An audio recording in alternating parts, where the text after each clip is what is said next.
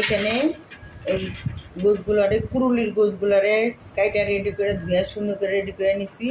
এখানে সব ধরনের মশলা নিয়ে নিছি, আমার হাতে বানানো মশলা, ধনিয়ার গুঁড়া, জিরার গুঁড়া, গরম মশলার গুঁড়া, হলুদ, মরিচ, লবণ সব। আর এখন আমি এখানে কিছু টক দই নিছি, এখানে রসুন বাটা নিছি, আর হলো আদা বাটা নিছি। এখন এই সবগুলো দিয়া ভালো করে মিক্সড করব।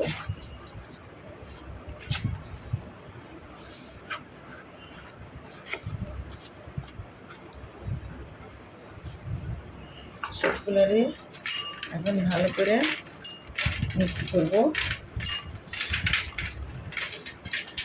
আমি একটু একটু করে মাংস দিব।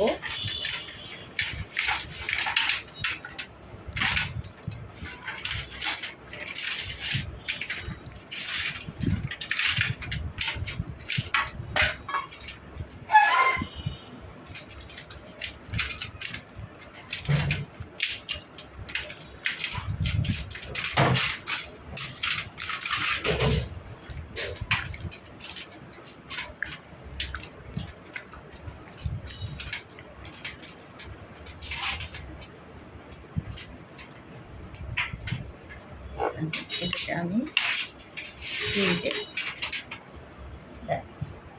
আধা ঘন্টা পরে এটাকে ভাজবো।